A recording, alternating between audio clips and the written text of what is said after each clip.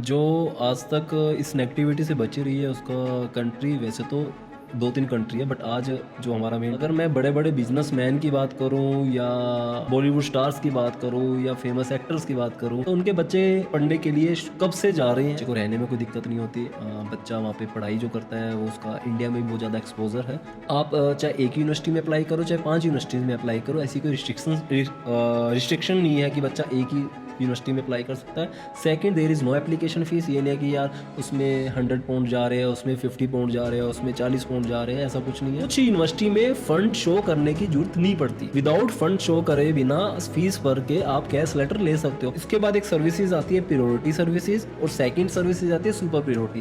Priority services में उसका जो डिसीजन होता है वो 5 दिन में आता है, वर्किंग डेज 5 डेज में। अब आ जाते हैं सुपर प्रायोरिटी के में, जिसका डिसीजन 24 घंटे में एम्बेसी को देना पड़ता है।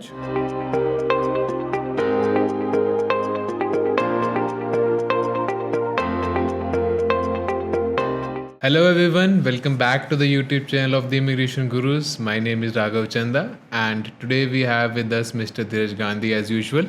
Hello everyone. तो सर, एक बड़ी ही पुरानी कहावत है कि चांद में भी दाग होते हैं, पर एक ऐसी कंट्री है जो अब तक भी एक नेगेटिव पब्लिसिटी से, एक नेगेटिव मार्केटिंग से बची हुई है। अगर हम बात करते हैं इमिग्रेशन इंडस्ट्री के अंदर तो सर कौन सी वो कंट्री और वहाँ क्यों जाना चाहिए? जो आज तक इस नेगेटिविटी से बची रही है उसका कंट्री वैसे तो 2-3 कंट्री है, बट आज जो हमारा मेन टॉपिक है वो यूके के ऊपर रहेगा। तो यूके कहीं ना कहीं इन चीज़ों से नेगेटिविटी से बचा रहा है, बिकॉज यूके एक ऐसी कंट्री है जहाँ पे एजुकेशन सिस्टम है जो सा वो हमारे इंडिया से बहुत ज़्यादा रेलिवेंट है। उसमें जो डिग्री होती है बैचलर्स की वो 3 से 4 इयर्स है, और जो मास्टर का उसका जो लाइक जो उसका टोटल कोर्स ड्यूरेशन है सो 1 साल की है या 18 महीनों की है, मतलब 1 या 1.5 साल की जो वहाँ पे मास्टर हो जाती है। और कहीं ना कहीं जो वहाँ का एजुकेशन सिस्टम है वो हमारे इंडिया में हमेशा यूज़ होता आया है।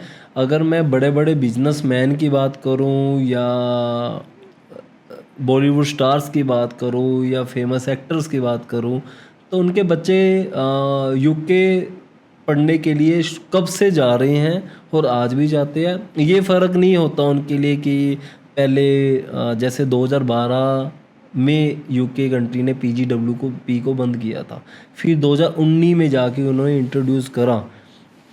उन्होंने ये नहीं करा, कुछ नेगेटिविटी नहीं होनी चाहिए, बिकॉज यूके पॉपुलेशन को लेके बहुत ज़्यादा वो है लाइक कि मेरा वहाँ पे बच्चा जो है वो ये नहीं है कि भी आ जाओ आप सारे जने आ जाओ, या वहाँ पे बच्चों का एकोमोडेशन नहीं मिल रही। आप चेक करोगे यूके में इतनी एकोमोडेशन फ्री हैं जहाँ पे बच्चा रह सकता है, सारा कुछ है। देखो कॉस्ट तो हमेशा मैटर करती है, कहीं पे कॉस्ट ज़्यादा है कहीं पे कॉस्ट कम है, डिपेंड हम कौन सी एकोमोडेशन चूज़ कर रहे हैं। सो जो एकोमोडेशन सिस्टम है वो यूके का बहुत अच्छा है, और बच्चे को रहने में कोई दिक्कत नहीं होती। बच्चा वहाँ पे पढ़ाई जो करता है वो उसका इंडिया में भी बहुत ज़्यादा एक्सपोज़र है। सो और इवन जो भी बच्चा जो स्टडी कर रहा है उसको 2 साल का पीजीडब्ल्यू भी मिलेगा, मीन्स बच्चा वहाँ जाके अपना जो इंटरनेशनल वर्क एक्सपीरियंस है वो भी गेन कर सकता है। सर, अगर किसी बच्चे ने अप्लाई करना है तो सर क्या रिक्वायरमेंट रहती है बच्चे को? लाइक यूके कंट्री 2 चीज़ों में चलती है, लाइक विद आइल्स और विदाउट आइल्स, ठीक है। Depend on your profile. अगर मैं बच्चा सीबीएसई पास आउट बच्चा है तो कहीं ना कहीं उसको आइल्स वेवर मिल जाता है, मोस्टली मिल जाता है। बस उसके जो इंग्लिश में नंबर है वो 65 से ऊपर होने चाहिए। और अगर मैं स्टेट बोर्ड की बात करूँ, चाहे उसमें हरियाणा है, पंजाब है, कोई भी स्टेट बोर्ड है, तो उस केसेस में कुछ यूनिवर्सिटीज़ वेव आउट देती है, बट उसमें आइल्स की रिक्वायरमेंट आ जाती है। सो लाइक विद और विदाउट आइल्स यूके चलता है। और यूके के अंदर गैप की बात करूँ, अगर 2020 पास आउट बच्चा है, 2020 से ऑनवर्ड्स बच्चा +2 करने के बाद, अगर उसके पास गैप जस्टिफिकेशन है, बच्चा एलिजिबल है यूके जाने के लिए। और अगर ग्रेजुएशन की बात करूँ आफ्टर ग्रेजुएशन, तो बच्चा 2017 पास आउट ऑनवर्ड्स बच्चा एलिजिबल है वहाँ जाने के लिए, चाहे वो विद आइल्स हो चाहे विदाउट आइल्स हो। डिपेंड करता है बच्चे की ओवरऑल परसेंटेज कितनी है, उसके ऊपर भी डिपेंड करता है कि बच्चा विद आइल्स एलिजिबल है या नहीं है। और कुछ केसेस में अगर बच्चे की मान लो नंबर भी थोड़े से कम है तो बच्चा प्री मास्टर्स लाइक जैसे नहीं होता, एक फाउंडेशन कोर्स लग जाता है बच्चे, पाथवे प्रोग्राम, उस बेसिस पे ही बच्चा वहाँ पढ़ने के लिए चला जा सकता है। डॉक्यूमेंट्स रिक्वायरमेंट क्या रहती है सर इसके अंदर? डॉक्यूमेंट्स बिल्कुल सिंपल है यूके के अंदर। ऐसा नहीं है कि आपको ये रिपोर्ट्स बनवानी है ये बना, हम एक बेसिक कॉन्सेप्ट से स्टार्ट करते हैं। मान लो बच्चा आता है, बच्चे ने यूके का उसका सपना है जाने का, सो बच्चे को पहले 4 डॉक्यूमेंट चाहिए। अगर +2 वाले बच्चे की बात करूँ, उसकी 10th +2 पासपोर्ट, और अगर उसका आइल्स वेवर नहीं है तो आइल्स, नहीं तो उसके MOI और LOR चाहिए होते हैं। ये डॉक्यूमेंट्स है उसके एडमिशन के लिए। पहले एडमिशन के लिए यूनिवर्सिटीज़ के बाद डॉक्यूमेंट जाते हैं। डॉक्यूमेंट असेसमेंट होने के बाद बताती है यूनिवर्सिटी कि मैं इसका ऑफर लेटर प्रोवाइड कर पाऊँगी या नहीं कर पाऊँगी। और ये भी बता दूँ कि यूके के अंदर आप चाहे एक यूनिवर्सिटी में अप्लाई करो चाहे 5 यूनिवर्सिटीज़ में अप्लाई करो, ऐसी कोई रिस्ट्रिक्शन नहीं है कि बच्चा एक ही यूनिवर्सिटी में अप्लाई कर सकता है। Second, there is no application fees. ये नहीं है कि यार उसमें 100 पाउंड जा रहे हैं, उसमें 50 पाउंड जा रहे हैं, उसमें 40 पाउंड जा रहे हैं, ऐसा कुछ नहीं है। एप्लीकेशन फ़ीस बिल्कुल 0 है। मीन्स आपको offer letter free of cost मिलता है।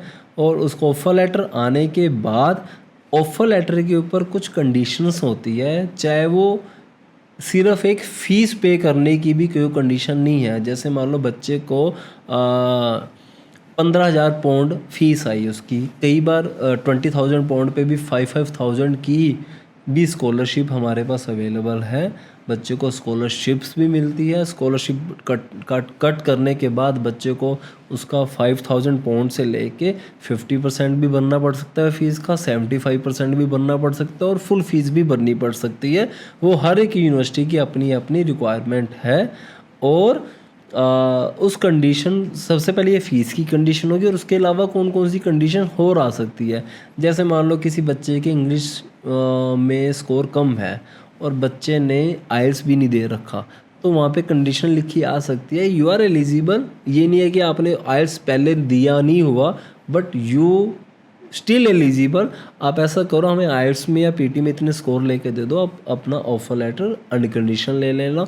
उसके बाद उसके ऊपर एक कंडीशन और लगी होती है, जैसे MOI और LORs की, वो हमें प्रोवाइड करने पड़ते हैं।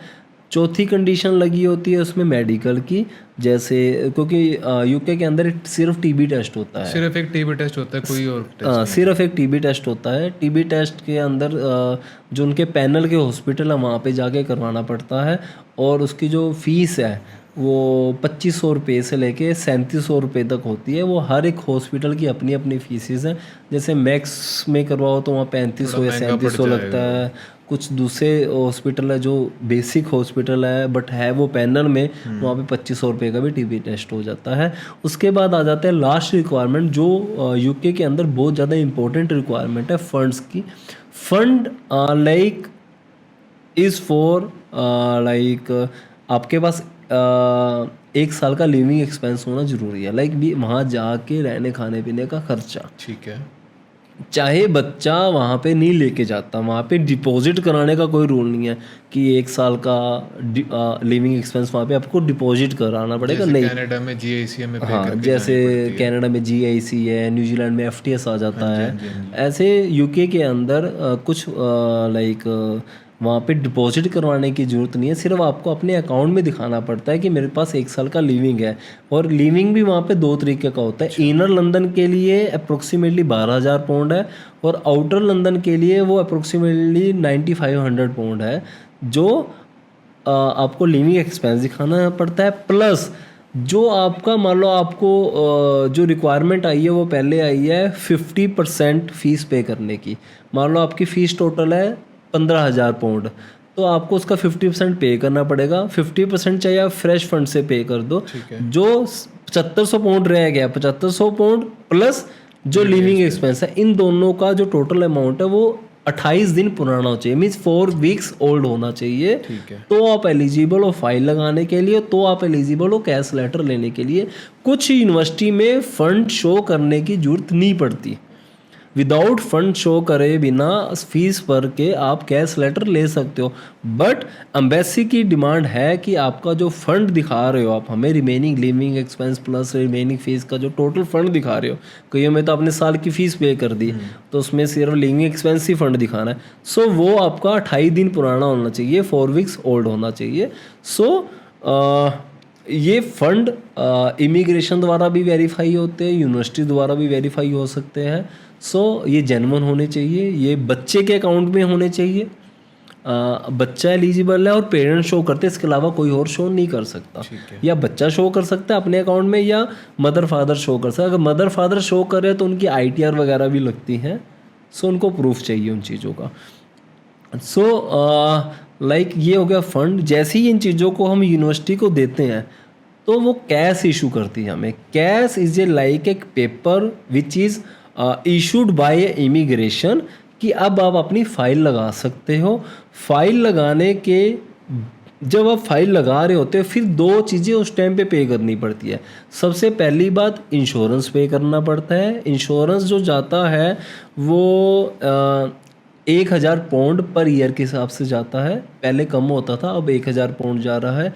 1000 पाउंड का मतलब है लाख से 1.25 लाख रुपया जो जा रहा है इंश्योरेंस। मल्टीप्लाई पे अगर 3 इयर्स की स्टडी है तो 3000 पाउंड आपको पे करना पड़ेगा at the time of lodgement, जो आपके क्रेडिट कार्ड से नेट बैंकिंग से पे हो सकता है। और उसके बाद आते हैं तो लास्ट जो स्टेप रह जाता है वो एम्बेसी फ़ीस का रह जाता है। यूके के अंदर 3 तरीके की एम्बेसी फ़ीस होती है। पहले एम्बेसी फ़ीस होती है नॉर्मल एम्बेसी फ़ीस, जिसका जो डिसीज़न होता है वो 28 दिन में आता है। अच्छा। हाँ, अगर कोई इंटरव्यू लेना एम्बेसी ने या नहीं लेना, बट वो जो डिसीज़न देगी वो 28 दिन तक देगी। ये नहीं कि 28 दिन में ही वीज़ा आएगा, वो 20 दिन में भी आ सकता है। मैक्सिमम टाइम उसका 28 दिन है। तो 28 दिन में वो वीज़ा रिलीज़ करेगी। उसके बीच में वो चाहे डॉक्यूमेंट वेरीफाई करे, चाहे वो इंटरव्यू ले, चाहे कुछ भी ना ले, ठीक है। बस उसका जो मैक्सिमम टाइम है 28 दिन। उसकी जो कॉस्ट पड़ती है वो अप्रोक्सीमेटली अगर इंडियन रुपीज़ की बात करें तो वही है 53,000 पे। अच्छा। अगर मैं पाउंड की बात करूँ तो 490 पाउंड पे होता है वो। और इसके बाद एक सर्विसेज आती है प्रायोरिटी सर्विसेज, और सेकंड सर्विसेज आती है सुपर प्रायोरिटी। प्रायोरिटी सर्विसेज में 500 पाउंड और ऐड हो जाते हैं। उसका जो डिसीज़न होता है वो 5 दिन में आता है। वर्किंग डेज 5 डेज में उसका वीज़ा दे देती है एम्बेसी। बिकॉज लाइक इसके अंदर उन्होंने एक सर्विसेज प्रोवाइड कर रखी है। अब आ जाते हैं सुपर प्रायोरिटी के ऊपर। सुपर प्रायोरिटी के ऊपर आप बेसिक प्लस 1000 पाउंड आप और पे करते हो, मीन्स जो लगभग हो गया 1.5 लाख से 1,80,000 रुपये के बीच में, जिसका डिसीजन 24 घंटे में एम्बेसी को देना पड़ता है। वो उस केसेस में बच्चे जाते हैं जैसे मान लो किसी बच्चे का कैश लेट आया या किसी के फंड्स पुराने होने में टाइम लग गया। और उसकी स्टडीज़ का टाइम उसका स्टडी है, उसको पता भी 10 दिन बाद मेरी स्टडी स्टार्ट है या हफ्ते बाद स्टडी स्टार्ट है, तो वो क्या करता है वो सुपर प्रायोरिटी वाली सर्विसेज ले लेते अवेल कर लेता। नहीं तो मैक्सिमम जो लेते हैं वो प्रायोरिटी सर्विस लेते हैं, जिसमें जो टोटल फीस होगी वो लगभग जाती है 1 लाख से 1,25,000 रुपये के बीच में। सो इसमें क्या होता है कि हम जो प्रेफर करते हैं वो हमेशा कहते हैं कि जो 5 डेज़ में प्रायोरिटी सर्विस है बच्चे को वो लेनी चाहिए। एक तो इसमें इंटरव्यू आने के चांसेस कम रहते हैं, और बच्चे का 5 दिन के अंदर जो डिसीज़न है, चाहे वीज़ा है चाहे रिफ्यूज़ल है, वो आ जाता है, ताकि वो 28 दिन का एक प्रेशर लेके चलना और एक 5 दिन में डिसीज़न पता लग जाना, तो फ़र्क तो है ही है। तो मैं तो ये कहूँगा, इसके अलावा यूके की कोई और रिक्वायरमेंट नहीं है। सर अभी आपने एक इंटरव्यू की बात करी, पहले तो ये बताएं कि एम्बेसी इंटरव्यू और यूनिवर्सिटी इंटरव्यू में फ़र्क क्या होता है? देखो, अगर यूनिवर्सिटी के इंटरव्यू की बात करूँ तो वो 3 बेसिस के ऊपर बच्चों को लाइक उनकी जेन्युइन मतलब कि उनको बताती है कि भी बच्चा जेन्युइन है या नहीं है। सबसे पहले कई बार वो डिमांड कर लेते हैं सिर्फ एक SOP की।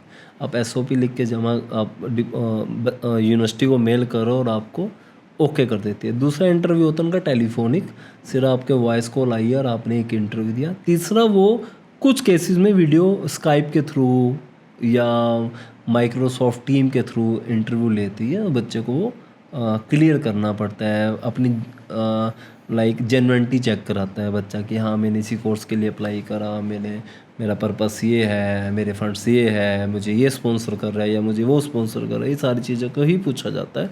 उसके बाद बात करूँ मैं उसकी एम्बेसी इंटरव्यू की। एम्बेसी इंटरव्यू 99% केसेस में नहीं आता। अच्छा 99 केसेस में नहीं आता, 1% ही होता है। मतलब 100 में से एक बच्चे का इंटरव्यू आता है जहाँ पे कहीं ना कहीं इमिग्रेशन को डाउट लगता है कि यार इसके एजुकेशनल में कुछ ना कुछ गड़बड़ है या इनके फंड्स में कुछ ना कुछ गड़बड़ है, तो एक इंटरव्यू शेड्यूल कर लेते हैं।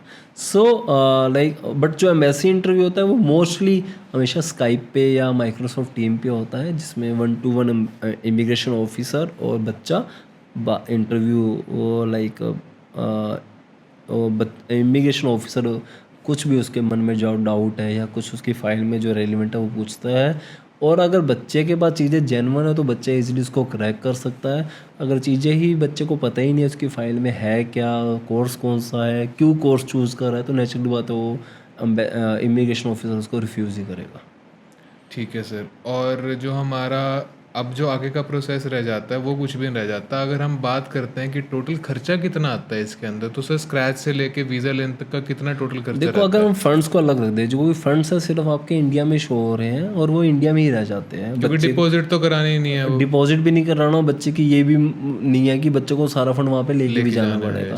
सो अगर हम उसको छोड़ के और बच्चे की बात करें कि 50% अगर डिपॉजिट बच्चे को कराना पड़ता है, वो अगर हम लगा ले वो 7 से 8 हज़ार पाउंड है। ठीक है। तो इसके अलावा 3 लाख रुपये इंश्योरेंस अगर +2 वाला बच्चा जा रहा है, और 1,25,000 रुपये एम्बेसी फीस। सो ये अप्रोक्सीमेटली मैं इसकी फिगर आउट करता हूँ 12 से 15 लाख रुपए के बीच में बच्चा यूके पहुँच जाता है। ठीक है। तो जब पूरा का पूरा बच्चे को क्या चाहिए, अपने 4 डॉक्यूमेंट, 12 से 15 लाख रुपए उन्होंने जो पे करने हैं, 20 से 22 लाख रुपए जो उन्होंने अपना फ़ंड दिखाना है, एंड दैट्स इट। इतने में बच्चा एक बार यूके पहुंच सकता है, वहाँ पे अपनी स्टडीज़ कंप्लीट कर सकता है और उसका बेनिफिट यहाँ पे ले सकता है। सर जब हम बेनिफिट की बात करते हैं, आपने स्टार्टिंग में ही एक बात कही थी कि भाई हमारी जो स्टडीज़ हैं वो यूके से काफ़ी सिमिलर हैं, बड़े बड़े जो लोग हैं वो वहाँ से पढ़ के यहाँ पे आके अपने को यूज़ करते हैं, काफ़ी एग्जाम्पल हैं। तो सर क्या आज की डेट में बच्चे को यूके जाना चाहिए? क्योंकि आज की डेट में जो बच्चा है ना वो ये चेक करना चाह रहे हैं क्या मैं वहाँ जाके रह सकता हूँ। बच्चों को ना वापस आने वाली वो जो चीज़ है ना वो नहीं रही। देखो, अगर रहने के दो है, एक होता है लॉन्ग टर्म स्टे और एक कहते हैं वहाँ पे जाते सारी अकोमोडेशन। वहाँ पे अकोमोडेशन बच्चों के लिए बहुत अवेलेबल है, ऐसा नहीं है कि वहाँ पे बच्चों को अकोमोडेशन नहीं मिलती, लाइक और बहुत कॉस्टली मिलती है, ऐसा कुछ नहीं है। जो वहाँ के देखो, अब जो अब मान लो वहाँ पे एक चीज़ 100 रुपये की है तो वो 100 रुपये की मिलेगी, वो 50 रुपये की तो मिल नहीं सकती स्टूडेंट्स के लिए या कुछ ऐसे के लिए। सो जो उनके लिविंग एक्सपेंस है तो वो उनके वही सेम है। और अगर मैं बात करूँ वहाँ पे लॉन्ग टर्म रहने की, सो जैसे ही बच्चा यहाँ से बच्चे को यहाँ से जो वीज़ा मिलता है तो वहाँ पे जाके बीआरपी कार्ड मिलता है। अच्छा। बीआरपी कार्ड मिलने पे उसकी टोटल वीज़ा ड्यूरेशन आती है, लाइक वो 1 साल की स्टडी के लिए जा रहा है या 3 साल की स्टडी के लिए, तो उसके ऊपर टोटल उसकी वैलिडिटी बीआरपी कार्ड के ऊपर आती है। वो मिलने के बाद बच्चा एलिजिबल है वहाँ पे 20 घंटे काम करने के लिए, वो भी है जैसे एज यूजुअल दूसरी कंट्रीज में वर्किंग आवर्स सेम है। वो काम करने के बाद जब उसको 2 साल का PGWP मिलता है, उस केस में बच्चे को वहाँ पे अप्रोक्सीमेटली 50,000 कंपनीज है जो रजिस्टर्ड कंपनीज है। अच्छा। जैसे ही बच्चा अगर उसमें जॉब ले लेता है, जैसे ही बच्चे रेलेवेंस मैच करनी है बस अपने बच्चे को वहाँ पे अगर जॉब मिल जाती है तो वहाँ पे 5 इयर्स एक्सपीरियंस लेने के बाद बच्चा एलिजिबल हो जाता है अपनी PR के लिए। अच्छा। वो बच्चा परेशान होता है जिसको जोन सी वो कंपनीज है उसके अंदर जॉब नहीं मिलती, तो उसमें इश्यूज कहीं ना कहीं बच्चों को फेस करना पड़ता है। वो हर एक कंट्री में फेस करना पड़ता है। जब आपने स्टडी के रेलिवेंसी या अपनी जॉब कर रहे हो तो आपको PR में इशू आएगा। सो कहीं ना कहीं यूके, अगर मैं PR के पॉइंट ऑफ व्यू से बात करूँ तो उनके अपने रूल्स हैं, उनके अपने हार्ड कोर रूल्स हैं उनके PR को लेके। मैं आज ये सिर्फ एक प्रमोट करने की वजह से ये बोल दूँ कि नहीं यूके में PR बहुत इजी है, ये भी चीज़ें गलत है। हाँ, PR पॉइंट ऑफ व्यू से वहाँ पे थोड़ा से हार्ड लाइक रूल्स हैं वहाँ पे, जैसे ऑस्ट्रेलिया में है या जैसे न्यूजीलैंड में है वैसे ही रूल्स यूके में है। सो कहीं ना कहीं PR पॉइंट ऑफ व्यू से हम यूके बोल सकते हैं कि कहीं ना कहीं बच्चा डाइसी फील करता है। बट अगर पर्सपेक्टिव की बात करो, चाहे इंटरनेशनल एक्सपोजर की बात करो या कुछ भी बात करो, जो सोच के बच्चे को पढ़ना चाहिए अगर उसने अपना करियर बनाना है तो उस वजह से यूके एक अच्छा ऑप्शन है। यूके एक अच्छी कंट्रीज़ हैं जहाँ पे बच्चे की जो एजुकेशन है वो वर्ल्ड वाइड तक वैलिड रहती है। मैं इंडिया की बात नहीं करता, वर्ल्ड वाइड तक वैलिड रहती है, क्योंकि कहीं ना कहीं जो सिस्टम है उसका ऑस्ट्रेलिया से भी काफ़ी मिलता जुलता है, न्यूजीलैंड भी उसको सपोर्ट करता है यूके के एजुकेशन सिस्टम को। तो कहीं ना कहीं बच्चे के पास ऑप्शंस है कहीं भी मूव करने के। ओके, सो अगर आप भी एक ऐसे स्टूडेंट हैं जिन्होंने 2017 में अपनी बैचलर्स कंप्लीट की थी, या उसके बाद आपने 2020 में अपनी सीनियर सेकेंडरी कंप्लीट करी है और आप भी यूके जाना चाहते हैं, तो all you require is 14 to 15 lakh rupees, 20 lakhs in your funds, and that's it. You can go to UK as well. So I think we should wrap up today's video, sir. बिल्कुल। So thank you so much, sir, for this insightful information. We shall see you in the next episode of Talk with TIG on the next Wednesday sharp at 6 p.m.